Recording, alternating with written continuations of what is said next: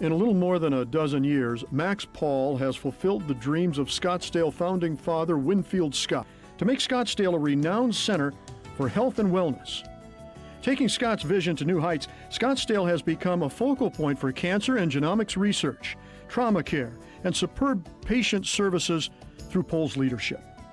As president and CEO of Scottsdale Healthcare and consummate community leader, Max Paul shies away from the title visionary, preferring to call himself a connector of talent or dot connector who recognizes opportunities for Scottsdale, then pursues them.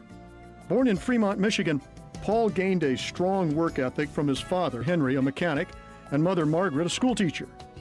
During his grade school years, he played on championship Little League teams and had a paper route. He admits that frequent visits to the principal's office gave him his first glimpse of the role of an administrator. Max majored in business at a small college in Michigan, where he served as president of Delta Sigma Phi and met his wife, Judy. Shortly after returning from a protest march in Madison, Wisconsin in 1967, he received his draft notice. He then enlisted in the U.S. Army as a medic and went to South Vietnam with the 5th Infantry Division. A senior medic, he flew on dust-off missions and treated patients in field hospitals. Returning to the States, he was assigned to Valley Forge Hospital in Pennsylvania. Max left the Army in 1970, got a nursing license, and worked as a part-time nurse at Bronson Methodist Hospital in Kalamazoo while finishing his degree in business at Western Michigan University. He then earned his master's degree in healthcare administration through the University of Minnesota while working for the Foundation for Cooperative Housing.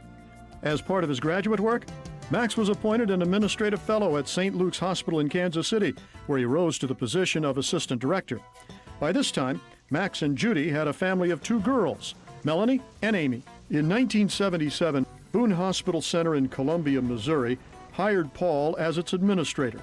He started an open heart as well as women's and children's program there and solidified his reputation as a hospital turnaround specialist. 5 years later, he was hired as executive vice president and COO of Barnes Hospital in St. Louis, where he was later promoted to president and CEO. He led Barnes in the acquisition of several hospitals and merger with Jewish Hospital, got involved in redevelopment of the city's Central West End, and served on the Washington University Medical Center Board of Directors. It was at Barnes that Max first came into contact with early mapping of the human genome, which he recalls as, quote, really piquing my curiosity, unquote. Scottsdale Memorial Healthcare Systems recruited Paul in 1992. He joined the 30-year-old community hospital system and Scottsdale's largest employer as president and CEO. One of his first challenges was to revitalize the Osborne Hospital campus, which, through his community involvement, led to the revitalization of a major portion of Scottsdale's downtown business district.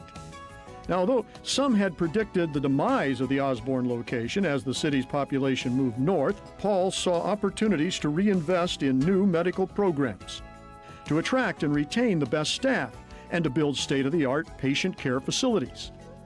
By adding facilities and programs such as the Greenbaum Surgical Center, expanded emergency department, and Level 1 Trauma Center, Novalis-shaped beam surgery, family birthing center, and expanded cardiovascular services, Paul has ensured Osborne's value well into the future. Paul and his board of directors have invested $85 million in capital improvements at Osborne. Paul initiated several key partnerships for Scottsdale Healthcare with Barrow Neurological Institute, Phoenix Children's Hospital, and perhaps most significantly, the University of Arizona. The University of Arizona's Arizona Cancer Center is a key partner in the Virginia G. Piper Cancer Center at Scottsdale Healthcare, which opened on the Scottsdale Healthcare Shea campus in 2001. Thanks to Paul's efforts, the Virginia G. Piper Cancer Center is the site for important research, development, and clinical trials conducted through the Arizona Cancer Center, and is a tissue collection site for the International Genomics Consortium Expression Project for Oncology. Paul was instrumental in formation of the IGC, which led to its selecting the Valley as its headquarters, and the eventual founding of the Translational Genomics Research Institute, or TGen. He took a 4-month sabbatical from his position at Scottsdale Healthcare to help IGC get established in the Valley, and remains as executive advisor and member of its board of directors. With patients always at the core of his focus, Paul developed clinical service line planning at Scottsdale Healthcare, bringing the Women's Center at Shea, orthopedic neurological services tied into the trauma area, new oncology services, and enhanced cardiovascular services online. In addition to reinvesting in services, facilities, and staff, Paul has also ensured that Scottsdale Healthcare remain independent and autonomous as a community-based hospital system. His management team and board strive to make Scottsdale Healthcare financially healthy to serve growing medical needs of the greater Scottsdale area. To this end, he led the acquisition of property on Thompson Peak Parkway in 1994. The site now hosts Scottsdale Healthcare-owned medical office buildings and will be the location of the system's third hospital in 2007.